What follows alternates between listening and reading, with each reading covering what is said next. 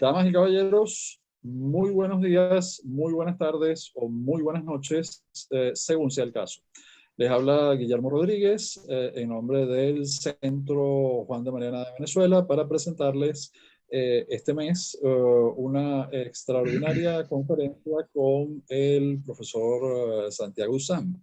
El profesor Usán es abogado, doctor en Derechos por Bucerius Law School, magíster en Derecho Económico por la Universidad de Colonia y profesor de Análisis Económico del Derecho en la Universidad Javeriana de Cali, además de columnista en una de diarios de Colombia. Y el año que viene, pues disfrutaremos de la primera edición de su nuevo libro sobre análisis económico del derecho, y nos va a dictar una conferencia sobre el proceso civilizatorio y la intervención del Estado, y cómo la intervención del Estado influye en el proceso civilizatorio y viceversa. Esto es un tema realmente fascinante y los dejo con gran placer con el profesor Santiago Usán. Ok, muchas gracias, Guillermo, por la presentación. Si me es posible compartir pantalla, lo voy a hacer en este momento. Pues debo decir entonces que siendo profesor de análisis económico del derecho, pues uno tiene que escoger una perspectiva económica para hacer este tipo de estudios. Normalmente lo tradicional es hacer la presentación o estudiar análisis económico del derecho desde una perspectiva del modelo neoclásico de competencia perfecta. Obviamente hay otros paradigmas que, digamos, que son concurrentes y que digamos, desde los cuales uno puede lanzar críticas a este modelo de competencia perfecta. Y es justamente lo que yo hago. Yo puedo decir que hago análisis económico del derecho desde las enseñanzas de la Escuela Austriaca de Economía. De ahí que en mi intervención van a escuchar pues, muchas categorías económicas propias de ese sistema de pensamiento económico, digamos, y utilizando la metodología priorística deductiva. Por eso es que voy a hablar en términos de acción, y todas las categorías económicas de las cuales voy a hablar pues, se derivan lógicamente del axioma autoevidente de la acción humana. Entonces, mi presentación se llama Proceso de Civilización e Intervención Estatal, y tenemos dos partes. La primera es donde vamos a ofrecer una breve, muy breve fundamentación teórica acerca de la noción de ley de preferencia temporal y del proceso de civilización, pero especialmente la incidencia que tiene la primera sobre la segunda. Y la tercera, a manera de conclusión, vamos a hablar del Estado, de su crecimiento y de cómo afecta el proceso de lo que vamos a llamar el proceso de civilización. Pues bien, entonces empecemos con la primera parte. Y tenemos una breve fundamentación teórica. Lo que tienen aquí a la derecha, no sé si en Venezuela sea esto un personaje conocido, pero en Colombia sí lo es, se llama Kit Pambelé, es un boxeador de pues, gran fama aquí en Colombia, que lamentablemente, pues, digamos que su fama se subió a la cabeza y hoy en día, pues, no es la estrella glamorosa que era hace unos años, pero es famoso por una frase, es decir, no solamente es famoso por sus victorias en el boxeo, sino que también es famoso por una frase en particular, y es que Kit Pambelé dijo, es mejor ser rico que pobre. Ahora, esto pues parece algo muy obvio y es el objeto de pues, varias burlas donde la víctima es Kit Pambelé, pero a la verdad nosotros sabemos que esto es verdad, es mejor ser rico que pobre. Es mejor una oferta expandida de bienes que una oferta contraída de bienes. ¿Por qué lo es? Porque estamos gobernados por una ley que se llama la Ley de Utilidad Marginal. Según esta ley, la utilidad de cada unidad marginal disminuye en la medida que está llamada a satisfacer una necesidad de menor urgencia. Y a mí me gusta exponer esto con un ejemplo por el cual ya soy conocido entre mis estudiantes, y es el bendito vaso de agua en el desierto.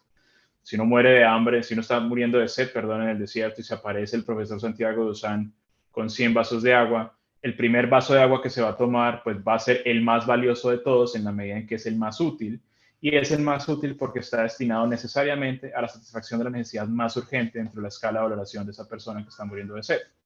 El segundo vaso de agua pues va a ser valioso en la medida que es útil, pero definitivamente no tan útil ni tan valioso, por ende, como el primer vaso de agua, porque ya ha satisfecho la necesidad más urgente o una de las necesidades más urgentes, que es, digamos, dejar de morir de sed. Y si vamos hablando en términos de unidades marginales, llegamos al vaso de agua número 100, o si quieres, seamos más exagerados, al vaso de agua número 1000, y entendemos que si bien pues, es útil, o sea, digamos, se reconoce cierta utilidad respecto de ese vaso, por ende va a ser valioso, pero definitivamente infinitamente menos valioso, por menos útil que el primer y segundo vaso de agua. ¿Por qué? Porque solamente se puede asignar a la satisfacción de una necesidad pues mucho menos urgente que las dos primeras o que las tres primeras. De ahí incluso que uno pueda sacrificar el consumo presente de ese vaso de agua, o uno puede, qué sé yo, dárselo al camello, incidentalmente uno está con un camello en el desierto, y, digamos, desprenderse de ello. Somos gobernados entonces por la ley de utilidad marginal. Por eso es que Kit Pambelé es tan famoso, pues. Y nosotros somos capaces de entender lo que dice Kit Pambelé, a pesar de que muchos nos hayamos burlado justo en su momento de la frase. Pero somos capaces de entender lo que dice Kit Pambelé porque, como agentes, estamos gobernados por la ley de utilidad marginal y entendemos que más es mejor que menos, en el sentido en que unidades adicionales dentro de una oferta satisfacen necesidades menos urgentes. Ojo, fíjense que podemos adelantar lo siguiente. Estados superiores de civilización se asocian con la posibilidad que tienen los agentes de satisfacer necesidades cada vez menos urgentes. O sea, somos, por ejemplo, o empezamos a adoptar ciertos comportamientos asociados a mayores grados de civilización cuando somos capaces de andar erguidos, hablar articuladamente, comprar libros, meternos a la universidad. ¿Por qué lo podemos hacer? Porque las necesidades más urgentes con la oferta de medios que tenemos en este momento pues ya satisfechos. O sea, no tenemos que preocuparnos por ir a cazar nuestros alimentos, no tenemos que preocuparnos por protegernos de los elementos, porque la oferta de medios con la que contamos en este momento ya no lo permite. Y podemos aprovechar y utilizar las unidades que nos sobran o que son marginales para sencillamente ser más civilizados. Por ahí va, digamos, más que todo la discusión. Si bien entonces estamos gobernados por la ley de utilidad marginal, también lo estamos por la ley de preferencia temporal. Esta ley de preferencia temporal lo que dice es lo siguiente: todo lo demás constante, sencillamente asignamos mayor valor al consumo presente que al consumo futuro. Porque si bien nos importa como agentes que más es menos, también nos importa el tiempo necesario para producir el resultado de nuestras acciones. Y en ese sentido, nos interesa también la duración de los medios que asignamos a nuestro curso de acción. Y a mí es que justamente tenemos esa preferencia universal por los medios más temprano que tarde, o sea, preferimos los medios hoy que mañana y nos vamos por los medios más duraderos. Sencillamente es una ley económica por la cual estamos gobernados. Y así entonces, cada agente necesariamente considera la cantidad de tiempo para conseguir su meta. Es decir, considera que este curso de acción me va a tomar más o menos tiempo. Nosotros finalmente no podemos dejar de consumir. La vida es imposible imaginarla sin consumo. Y así, y sumado a esto, o digamos una implicación de esto, una manifestación de este hecho, es que nuestro tiempo en la Tierra sencillamente es limitado. Tenemos poco tiempo. En ese sentido, el tiempo es un medio y como medio es escaso. Es decir, las fracciones de tiempo que asignamos a un curso de acción A no podemos asignarlas a un curso de acción B. De ahí que nosotros tengamos que pensar muy bien qué hacer con el tiempo. En ese sentido, parece que nos pareciéramos, por así decirlo, a un niño pequeño caprichoso. Queremos las cosas hoy. A eso me refiero cuando decimos que todo lo demás constante, asignamos un mayor valor al consumo presente que al consumo futuro. Estamos gobernados entonces por dos leyes, pues por muchas leyes en economía, pero para efectos de mi argumentación, digamos que estamos gobernados por dos leyes. Por un lado, estamos gobernados por la ley de utilidad marginal, representada aquí pues, por nuestro personaje Kit Pambelé, el boxeador. Y por otro, estamos representados por el futbolista colombiano Leonel Álvarez. Para los que no conocen la historia de Leonel Álvarez, pues digamos, es un futbolista más o menos pintoresco, muy buen futbolista, pero pintoresco. Y pues ha sido famoso también por una serie de frases. Una de ellas es que en un comercial acá en Colombia, no me acuerdo si era de gelatina o de un polvo, pues que uno mezcla con agua para hacer una bebida refrescante, él le dice al hijo: listo papito, si es ya, es ya. O sea, las cosas entre más rápidas, mejor. Así entonces, fíjense que gobernados por estas dos leyes, representadas por dos personajes, por un lado la ley de utilidad marginal y por otro lado la ley de preferencia temporal, finalmente hay una tendencia, una preferencia a reducir los procesos de producción. Nos gusta que haya más y menos, y en ese sentido preferimos más los procesos de producción largos y complejos. Si un día de pesca es un pez, 10 días de pesca son 10 peces, preferimos 10 peces a menos peces por la ley de utilidad marginal. Pero si pudiéramos acaso conseguir el resultado de 10 días de pesca en un día de pesca, pues entonces preferiríamos eso, porque preferimos los 10 días de pesca no esperándonos 10 días para ello, sino que los podemos tener en un día. ¿Qué pasaría entonces si estuviéramos gobernados solamente por la ley de utilidad marginal, pero no lo estuviéramos por la ley de preferencia temporal? Sencillamente estaríamos trabajando todo el tiempo. Es decir, preferiríamos solamente los procesos productivos largos y complejos, pero no tendríamos ningún interés en acortar esos procesos productivos. En ese sentido, cualquier momento de ocio en el que no estemos produciendo sería una, digamos, desafortunada pérdida de tiempo. Dicho de otra forma, no habría consumo. Ojo, consumir es justamente asignar en el presente medios a cursos de acción, digamos que se van a dar ya en el presente. Pero lo que haríamos sería sencillamente nunca consumir, solo producir. Es decir, dilatar, por así decirlo, el momento donde los resultados de nuestra acción presente se van a manifestar. Claramente, nosotros no vivimos así. Volvamos a decir esto. Si se valoran fracciones de tiempo de la misma extensión de manera diferente, de acuerdo a si estas fracciones de tiempo están lejos o cerca del instante de la decisión de la gente, a la hora de la verdad, siempre estamos de alguna forma sacrificando parte de consumo presente. De nuevo, nosotros no podemos dejar de consumir en el presente. Algo estamos dejando para el futuro. Si bien hay una preferencia temporal, hay una preferencia por los bienes presentes en favor, o digamos, descontando los bienes futuros, los futuros. Fíjense que aquí ya llegamos a dos nociones muy importantes, a las nociones de ahorro e inversión. Finalmente, ahorro va a ser el sacrificio de consumo presente en favor de un consumo futuro. Y la inversión es entender que los bienes presentes van a producir un resultado en el futuro. Sin la ley de preferencia temporal, sencillamente no podríamos llegar a estas dos nociones. Si bien entonces, como agentes, estamos gobernados por esta ley de preferencia temporal, no solamente es que sea posible, sino que es imposible no intercambiar intertemporalmente consumos. ¿A qué me refiero con esto? En el mercado hay intercambios bilaterales y renunciamos finalmente a unos medios porque los valoramos menos que aquello que vamos a recibir. Sin esta disparidad de valoraciones, sencillamente no habría intercambio. Pues bien, uno es como si pudiera intercambiar con uno mismo, entre el yo del presente con el yo del futuro. Y así soy capaz de renunciar a parte de mi consumo presente en favor de un mejor y más duradero consumo futuro. Obviamente, ¿cuál es la única condición o una de las principales condiciones para que esto se dé? Que valoremos más lo que vamos a recibir en el futuro que aquello a lo cual estamos renunciando en el presente. Aquí entonces llegamos a una noción interesante. La diferencia entre ese consumo futuro, entre el valor del consumo futuro y el valor del consumo presente, lo llamamos una tasa de preferencia temporal. Es diferente y de hecho lo es en cada individuo. O sea, cada individuo valora en distintos grados de intensidad del presente y del futuro y por lo tanto habrá unos que descuentan más fuertemente el futuro, hay otros que descuentan mucho menos fuertemente el futuro. Hay unos que son capaces de sacrificar una gran cantidad de consumo presente en favor de un mejor consumo futuro y viceversa. Pero nunca puede llegar a cero. Ojo, entonces si estamos hablando que la tasa de preferencia temporal puede llegar a cero, estamos hablando o podemos llegar a concebir una tasa de preferencia temporal cerca o alejada del cero. Dicho de otra forma, habrá tasas de preferencia temporal altas y tasas de preferencia temporal bajas. A más alta sea esta tasa de preferencia temporal, quiere decir que la gente, o lo que nos revela una altísima tasa de preferencia temporal, es que la gente sencillamente no ha sacrificado consumo presente en favor de consumo futuro. Una tasa de preferencia temporal alta lo que refleja es una realidad muy particular y es que no hay casi ahorro. Por otro lado, si entendemos que la tasa de preferencia temporal es baja, ello nos revela una situación totalmente distinta. Quiere decir que la gente o el agente en particular ha sacrificado una gran cantidad de consumo futuro presente en favor de un consumo futuro.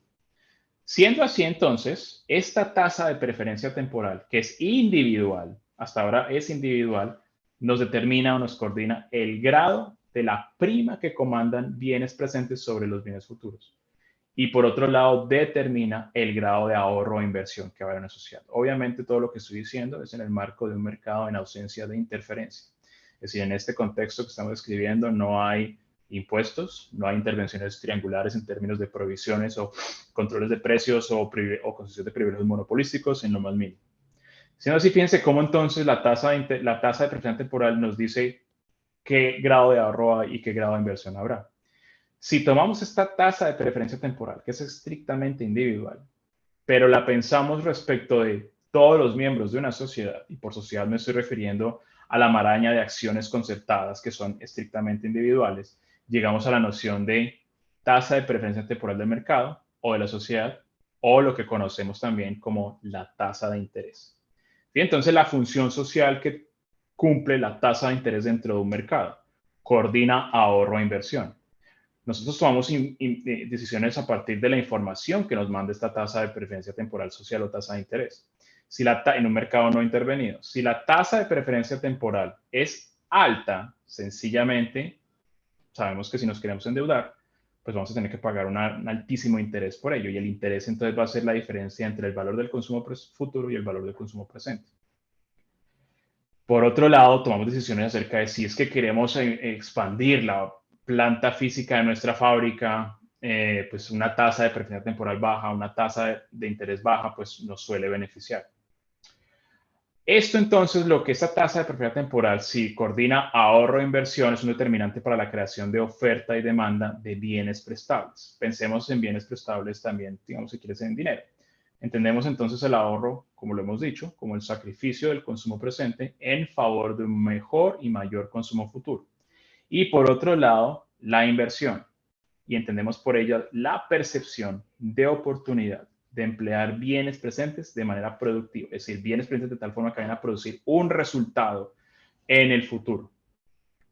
Y la idea es invertirlos en la medida o de tal manera que el resultado futuro exceda el ingreso presente. De nuevo, si tenemos una baja tasa de interés, quiere decir que el grado de ahorro supera el grado de consumo.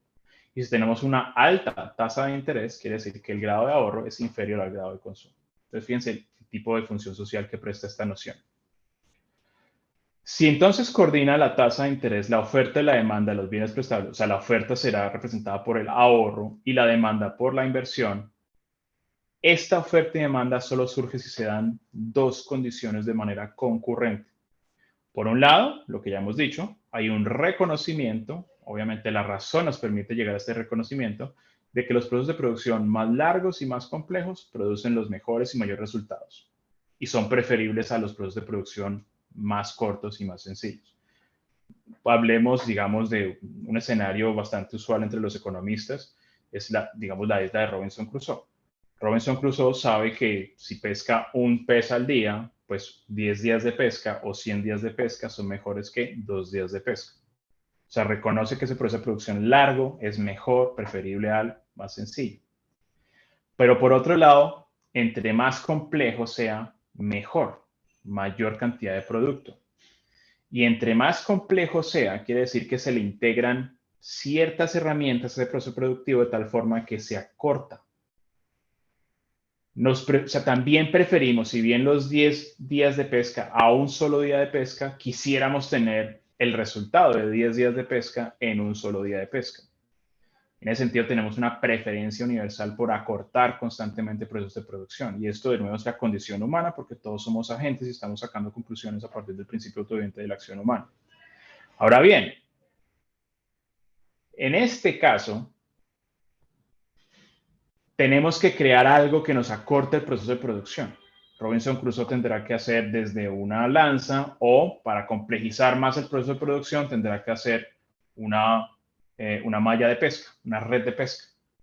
Pero para hacerla tiene que dejar de pescar, tiene que ponerse a tejer la red de pesca y dejar de sacar pescados del mar. En ese sentido, entonces, es posible, y es solo posible por medio del ahorro, acumular la cantidad de medios de consumo, los pescados, en este caso bienes de primer orden, que se necesitan para satisfacer todas las necesidades más urgentes durante el proceso productivo. Es decir, para sentarse Robinson Crusoe a producir la red de pesca, tiene que haber ahorrado el pescado suficiente para sentarse a producir ese bien de capital. Ojo con esto.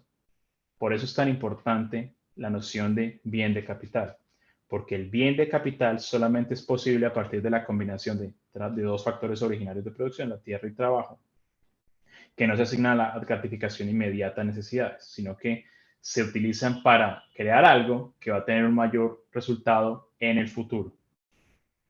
Los bienes de capital finalmente lo que nos hacen es ahorrar tiempo, nos acortan procesos de producción y por eso es que los bienes de capital comandan normalmente un precio alto en el mercado, porque finalmente comprando bienes de capital estamos comprando tiempo en términos del factor la cantidad del mismo que se nos va en un proceso productivo. De nuevo, uno puede pensar tres cursos de acción posibles. Yo puedo caminar desde Cali hasta la frontera con Venezuela y lo puedo hacer de tres formas. Puedo hacerlo a pie, puedo hacerlo en bicicleta, puedo hacerlo en carro. Y la diferencia entre esos dos cursos de acción es el grado de integración de bienes de capital y la complejización que sufre este proceso. Y la diferencia entre el primer curso de acción y el segundo curso de acción es justamente que integrando un bien de capital de una considerable combinación tecnológica como lo es un carro, comparado con la bicicleta y caminar, pues se acorta considerablemente el proceso productivo. Todas estas nociones las estoy sacando pues del profesor Hans Hermann Hoppe, particularmente de su libro Democracy, The God That Failed, y estas son dos citas que me parecen sumamente importantes.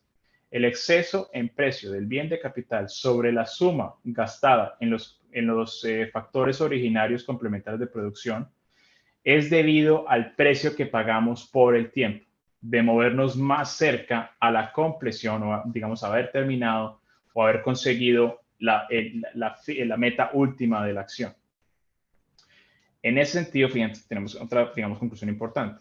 Entre más baja sea la tasa de preferencia temporal, más temprano se comienza con el proceso de formación de capital y más rápido la complejización o todo, digamos, la completud del ciclo de producción.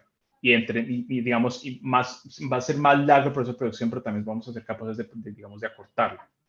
En ese sentido, digamos, cualquier incremento en la acumulación de capital y en la complejización del proceso productivo sube finalmente la productividad marginal del trabajo. Pensemos lo siguiente, a mayores bienes de capital se integren en un proceso productivo, la productividad de cada trabajador individual se multiplica, casi que exponencialmente.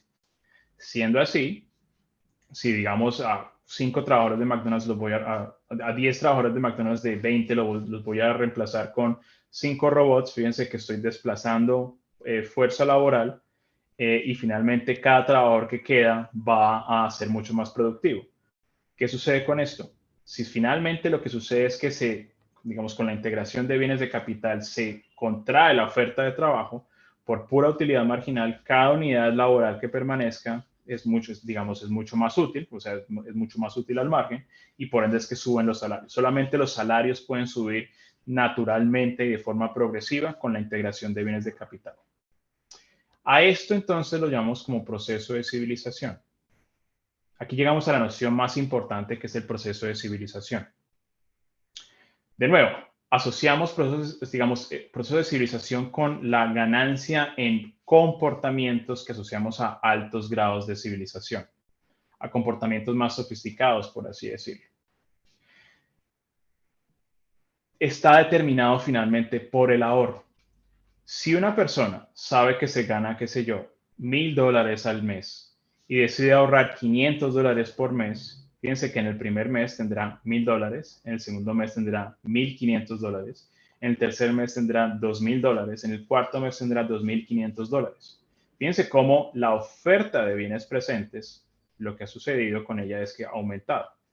Tomada la decisión de ahorrar por parte de la gente, y si se cumple su expectativa, se dará cuenta que aquello con lo que cuenta hoy, después de haber ahorrado, es mayor a lo que contaría en el futuro sin la decisión de haber ahorrado.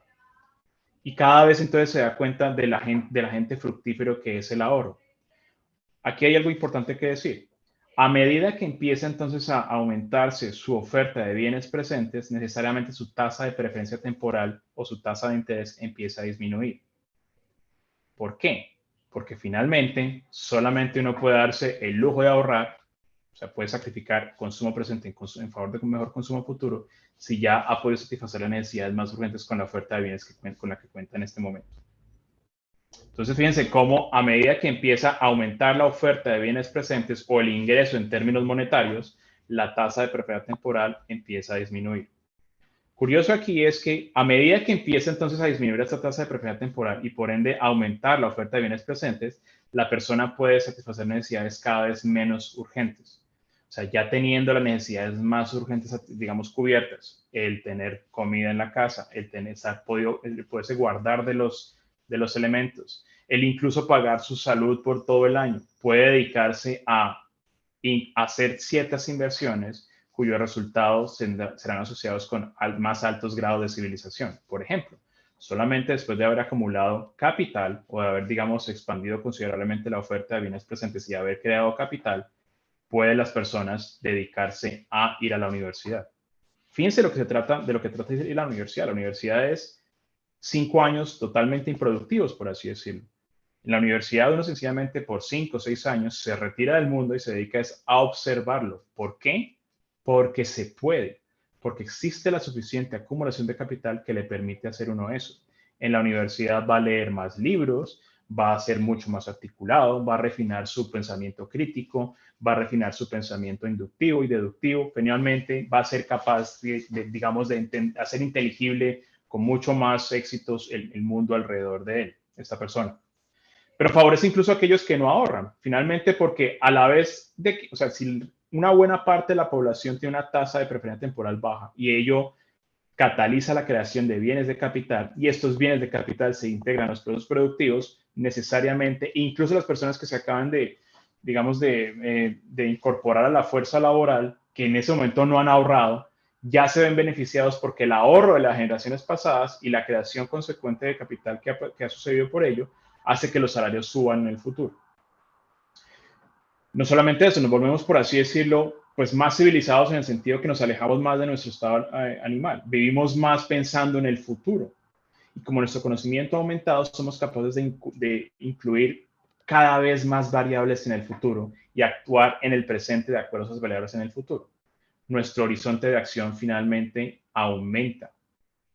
Y es interesante es que el conocimiento sobre el mayor número de variables y el conocimiento acerca de ser el ahorro un agente fructífero se vuelve información pública, por así decirlo, se vuelve conocimiento público, un bien público realmente, un bien público en el sentido en que se puede asignar a múltiples cursos de acción beneficiando a una gran cantidad de personas. O sea, si la gente se da cuenta que ahorrar tiene sus beneficios, pues finalmente cada vez más gente va a ahorrar. A eso llamamos el proceso de civilización finalmente. Antes de empezar con la diapositiva anterior, fíjense que esto es el proceso de civilización gráficamente mostrado. Aquí vemos entonces que tenemos en la línea X ingreso en términos monetarios y en la línea vertical tenemos la tasa de perfecta temporal y vemos cómo a menor tasa de perfecta temporal aumenta la oferta de bienes presentes, en este caso en términos monetarios. Y el proceso de civilización entonces está ilustrado por un movimiento sobre T1, sobre T mayúscula 1, primero desde el punto 11 hasta el punto 12 y finalmente desde el punto 12 al 22. A mayor cantidad de dinero se tenga en una economía, pues ya con intercambios monetarios, pues entonces menor tasa de preferencia temporal y viceversa, menor tasa, entre menor sea la tasa de preferencia temporal, mayor la oferta de bienes presentes.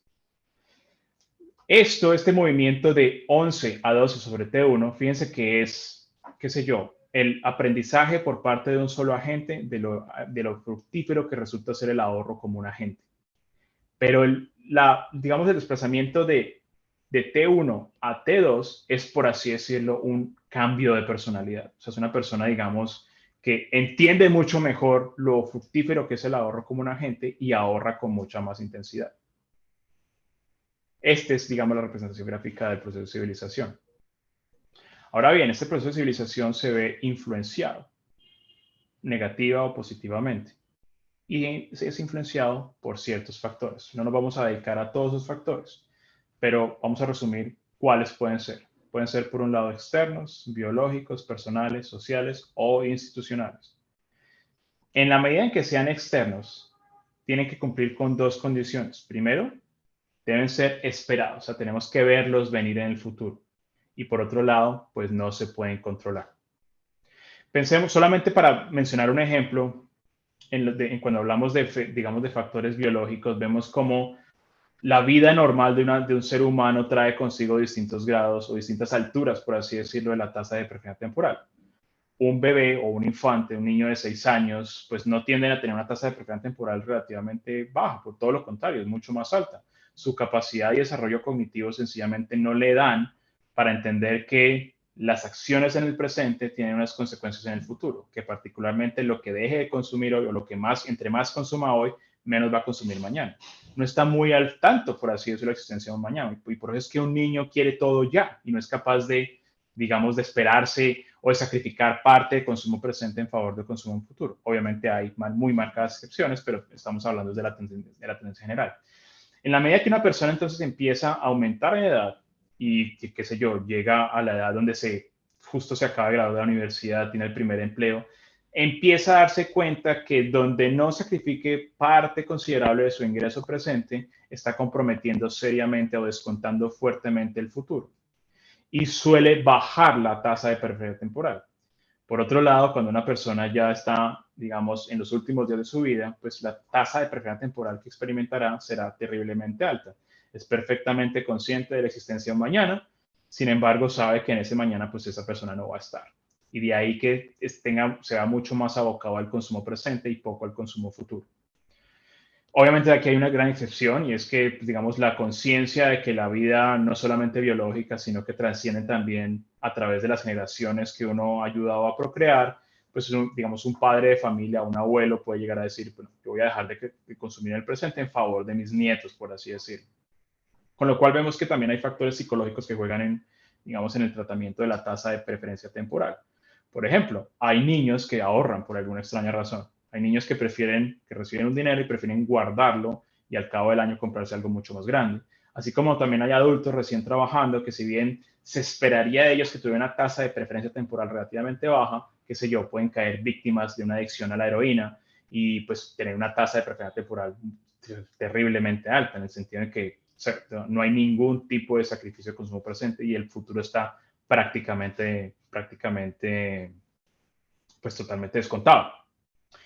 Pasando entonces a lo que nos importa, porque ya vamos a entrar en materia, hablemos de los factores institucionales y sociales y hablemos de la relación que tiene el crimen y el gobierno con la preferencia temporal. Que nosotros seamos capaces de aumentar la oferta de bienes presentes y futuros depende básicamente de dos cosas. Primero, de lo que llamamos, y seguimos un autor en particular que es Murray Rothbard, dice a partir de la apropiación originaria. Es decir, tenemos que tener el conocimiento acerca de la existencia de algo que no sea propiedad de nadie, mezclar nuestro trabajo con ello y finalmente vernos reflejados en ello y aumentarlo a nuestra oferta de bienes presentes. Muy de la forma en que Locke dice que surge el derecho de propiedad privada. Tenemos que tener conocimiento entonces acerca de las capacidades que tenemos con nuestro cuerpo para llevar a cabo producción originaria. La otra forma sencillamente es producción, es intercambiar libremente con otras personas, renunciar a ciertos medios a cambio de otros y empezar a sumarlos en nuestra oferta de bienes presentes. Interesados en apropiarnos originariamente de las cosas o en producir depende, entre otras muchas cosas, obviamente del clima y demás, pero de lo que esperamos van a ser las acciones de las demás personas. Tenemos que anticipar cómo se van a comportar las personas con nosotros, por así decirlo.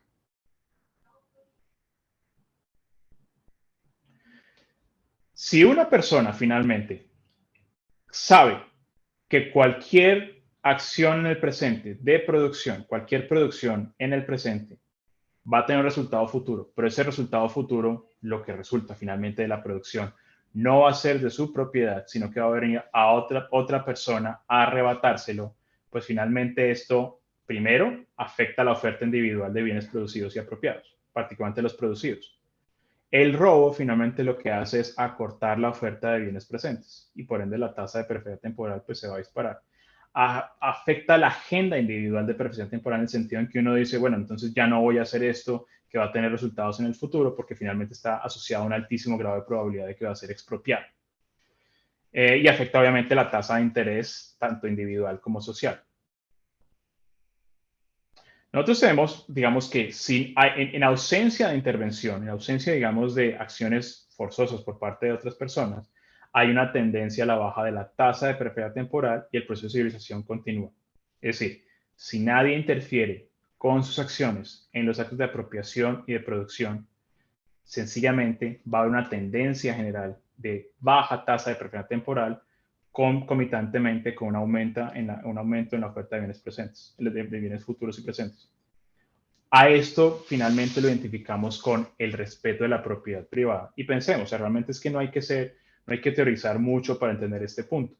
Finalmente, yo solamente voy a ser capaz de ahorrar si sé que sacrificando consumo presente voy a tener un mejor consumo futuro, pero tengo que contar con una casi que certeza de que ese consumo futuro está garantizado, es decir, que nadie me va a quitar lo que he ahorrado, que realmente la probabilidad de expropiación de aquello respecto de lo cual he ahorrado es relativamente baja.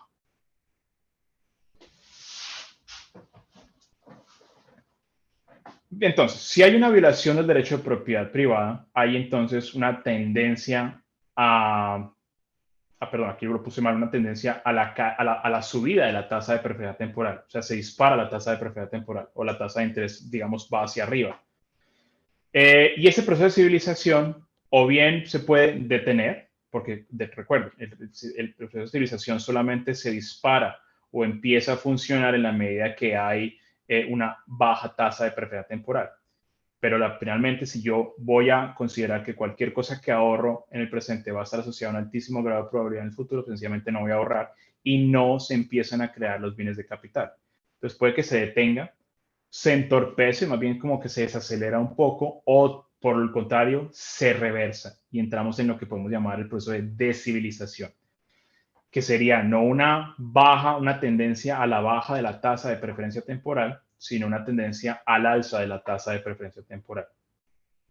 Si vamos a hablar entonces que este proceso de civilización se ve afectado positivo o negativamente por el grado de protección, de respeto, de observancia del derecho de propiedad privada, y ojo, por derecho de propiedad privada nos estamos refiriendo a la capacidad que yo tengo de asignar un medio a un curso de acción y que cualquier uso de esos medios que sea contradictorio con el mío, yo puedo expulsarlo por medio de la fuerza. O sea, que yo sea dueño de algo, que yo tenga derecho de propiedad privada sobre algo, quiere decir que a cualquier persona que no sea yo, puedo excluirlo por medio de la fuerza del uso de ese medio. Porque lo que hace es dedicarse a un curso de acción que es mutuamente excluyente con el mío. Entonces, como factor externo negativo tenemos el irrespeto a la propiedad privada. Y ese respeto a la propiedad privada finalmente solamente puede tener una de dos formas. O la actividad criminal esporádica o la acción estatal. Es decir, eso llamamos un factor externo negativo institucional. ¿Por qué los estamos asimilando a los dos?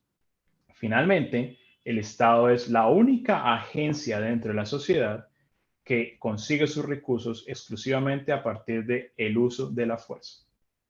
Es decir, induce a una serie de intercambios involuntarios con un argumento sumamente poderoso que es el uso efectivo o la amenaza del uso efectivo de la fuerza. De la misma forma en que consigue ingresos aquel que profesionalmente se dedica a respetar la propiedad privada, el ladrón común, por así decirlo. La única diferencia es que el Estado, digamos, cuenta con ese monopolio institucional para conseguir ingresos, bien sea en beneficio de sus propios agentes o en beneficio de ciertos grupos sociales digamos, que vivan del Estado. Pensemos entonces en la actividad criminal, y por actividad criminal nos estamos refiriendo al ladrón esporádico, al que vemos por ahí en la calle, digamos aquí en Cali tenemos un grandísimo problema de crimen donde salir a la calle pues prácticamente es una actividad riesgosa porque hay muchos ladrones. Esta actividad criminal, incluso en el marco institucional con el que contamos hoy en día, es ilegítima. Es decir, a la verdad, el hurto calificado o no calificado es un delito tipificado en un código penal. En ese sentido, entonces, es legal que la víctima se defienda. Ahora, que se defienda, bien sea personalmente, y eso es en principio, o que de alguna forma pues, pida ayuda a la agencia que se dedica a la protección de la propiedad privada, en este caso el Estado. de una forma muy paradójica, pues porque es la única agencia que protege la propiedad privada y su propia existencia sugiere es el irrespeto sistemático de la propiedad privada, porque el ingreso principal de los estados finalmente pues, son los impuestos, es la extracción involuntaria de riqueza por parte de la sociedad sobre la parte de la sociedad que ha creado la riqueza. El hecho es que uno se puede defender digamos, del ladrón criminal. ¿Cuál es el efecto de esto? Pues después del robo, nuestra oferta de bienes presentes se ve contraída, o sea, disminuye la oferta de bienes presentes por parte de la víctima. Y si disminuye la oferta de bienes presentes por parte de la víctima, necesariamente su tasa de preferencia temporal sube. Y lo vemos en la actitud que solemos tener después de un atraco. Uno dice, ¿para qué diablos trabaja uno? ¿Para qué ahorra? Si finalmente terminé ahorrando y comprando ese celular o comprando este carro para que un tipo, por el uso de la fuerza, me lo quite. Sencillamente uno dice, no hay forma de ahorrar en este caso. Obviamente después a uno, qué sé yo, se le enfría un poco la cabeza, uno dice, bueno, no todos los días lo atracan a uno, finalmente la tasa de preferencia temporal puede disminuir de nuevo, pero en la medida que hay mayor o menor probabilidad de volver a ser víctima de un atraco, uno reasigna ciertos medios de primer orden o factores de producción también a protegerse. Es decir, hay un aumento de demanda en los medios de defensa. Uno, qué sé yo, sale armado a la calle, pone un mejor sistema de seguridad en sus casas, compra mejores pólizas de seguro. En Cali, por ejemplo, lo que hacemos es polarizar los vidrios del carro. O sea, lo que hace es que el carro está totalmente negro y nadie ve que hay dentro del carro quién está. Y eso suele ser, o por no se dice que es tiene un efecto disuasivo. Los ladrones porque no saben si la persona que está dentro se puede defender o no. Finalmente, entonces, si uno gasta más dinero, no solamente se quedó con poco dinero después del robo, por el robo, sino que uno empezó a gastar en medios de defensa y posiblemente la tasa de propiedad temporal pues va a tener, qué sé yo, un leve aumento, por así decirlo. Pero esto es temporal y asistemático finalmente, porque una vez uno ya se siente protegido, qué sé yo, uno contrata ciertos guardaespaldas, blinda el carro, qué sé yo, uno dice, ya definitivamente la probabilidad de que me vuelvan efectivamente a robar pues es muy baja, la tasa de preferencia temporal entonces, digamos, va a como estaba en el momento posterior al atraco. Y el proceso de civilización, si esto sucede en todas las personas, pues entonces retoma su curso. Y de nuevo, ahí nos referimos con que hay una tendencia a la baja de la tasa de preferencia temporal y se vuelve a reactivar el proceso de creación y acumulación de bienes de capital. Con la acción estatal es sistemáticamente distinto, porque la acción estatal, si bien de la misma forma que el ladrón común, sus ganancias son solamente posibles a partir de la pérdida de las demás personas, induce el intercambio involuntario por medio de la fuerza, la acción estatal hoy en día es legítima. Es decir, el cobro de impuestos no se considera un crimen. De hecho, es lo que hacen los estados y todos incluso hacemos hasta fila para ir a pagar los impuestos año a año. Y como es legítima, las víctimas, y por víctimas me estoy refiriendo a los pagadores netos de impuestos, tenemos prohibido defendernos. Es más, quien decida defenderse del cobro de impuestos termina siendo en sí mismo un criminal. Dependiendo obviamente de la forma en que se tipifique, si se tipifica o no la evasión de impuestos. En Colombia al menos no lo es. En Colombia la evasión de impuestos no da cárcel, no es un delito. Solamente acarrea una gran cantidad de multas, pues ingentes. Si esos impuestos son sobre el ingreso y la propiedad, que realmente, la verdad, no hay otro tipo de impuestos, pues se viola el derecho de propiedad privada del productor o el apropiador originario de manera similar en la que lo hace la actividad criminal esporádica. Similar. Pero ojo, teniendo, digamos, estos efectos, si es que disminuye la oferta de bienes presentes y aumenta la tasa de preferencia temporal, la gran diferencia es que la acción del Estado es permanente.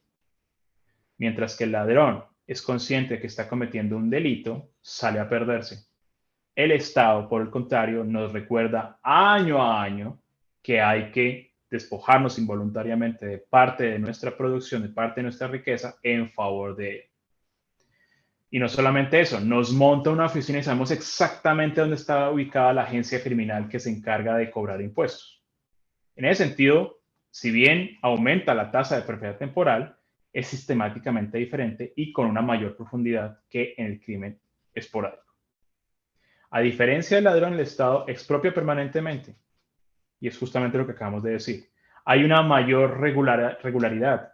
duración y probabilidad de revictimización futura. Es más, no es una probabilidad.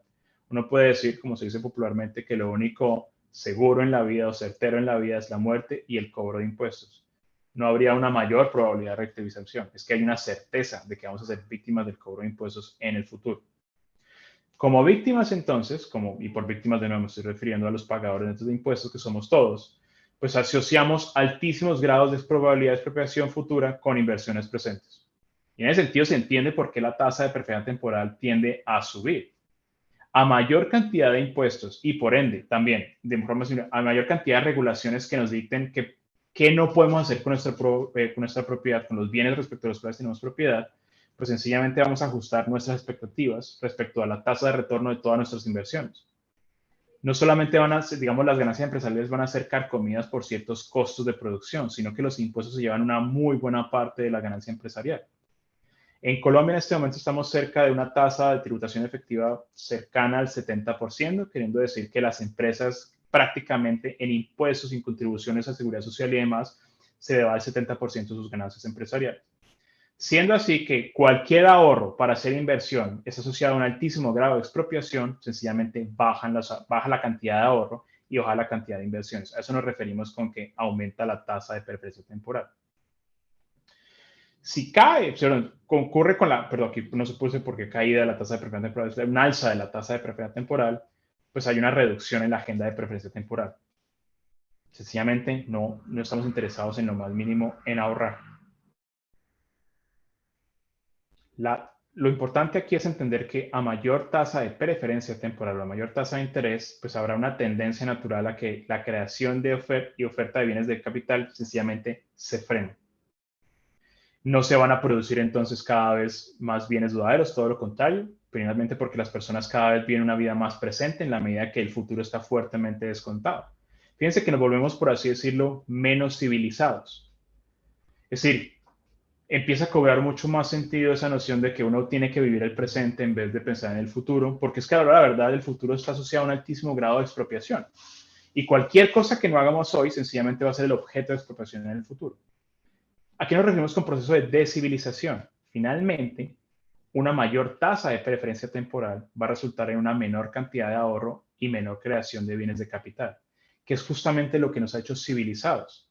Si finalmente nuestra oferta de bienes pendientes cada vez está disminuyendo más, pues vamos a tener menos medios para satisfacer necesidades más urgentes, quedándonos entonces solamente un par de medios para satisfacer las necesidades más urgentes, como lo suelen hacer los animales, por así decirlo. Yo no sé si pasa esto en Venezuela, pero por lo menos en Colombia sucede mucho.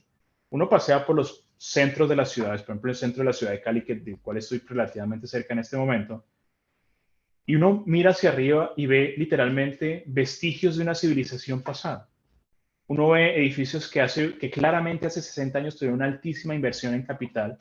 Se tomaron el tiempo no solamente para construir un bloque de habitación, sino para ponerle adornos y ponerle columnas y demás, para hacerlo bonito el edificio, que obviamente requiere de una inversión, pero hoy en día funciona, qué sé yo, un parqueadero de carros o es una casa de inquilinato, pero uno está finalmente ante la ruina de una civilización pasada. Ello es muestra de ese proceso de descivilización que empezó hace unos 60 años, por lo menos en el caso de Colombia, y hoy en día no hay creación de bienes de capital. Cuando uno ve finalmente cómo los edificios que eran, digamos, muy elegantes, muy bonitos, se empiezan a deteriorar, es justamente porque el dueño del edificio asocia que no hay ningún tipo de retorno positivo en la inversión que hizo en el edificio. Y por eso, en ese sentido, pues entonces deja de comportarse civilizadamente, por así decirlo. Y se ve de forma mucho más pausada o mucho más marcada, perdón, en los tipos de modales que empieza a tener la gente. Fíjense que los modales, o sea, la forma en la que saludamos, que nos comportamos en la mesa, se asocia a altísimos grados de civilización concomitantes con una expansión de la oferta de bienes presentes y la creación de bienes de capital. A medida que empieza a disminuir esa creación de bienes de capital y nos volvemos más descivilizados, se manifiesta particularmente en el tipo de modales que empieza a tener la gente. Se retira más de altos grados de civilización para retraerse a grados inferiores de civilización. Esto es justamente lo que hace el Estado, a lo cual solamente podemos llegar conociendo la ley de preferencia temporal. Bueno, muchas gracias, espero haber sido claro.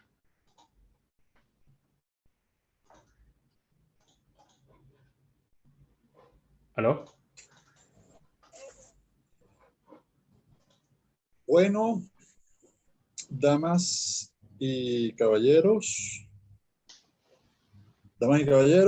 como me gusta cerrar tal y como empecé, diciéndoles a todos muy buenos días, muy buenas tardes o muy buenas noches, según sea el caso. Les habla Guillermo Rodríguez en nombre del Centro Juan de Mariana de Venezuela, para despedirnos de esta extraordinaria conferencia del profesor Santiago Dusan, eh, que nos ha explicado profundamente la relación entre la actividad, el costo real de la actividad de los estados, y el proceso civilizatorio desde el punto de vista de la economía y la acumulación de capital.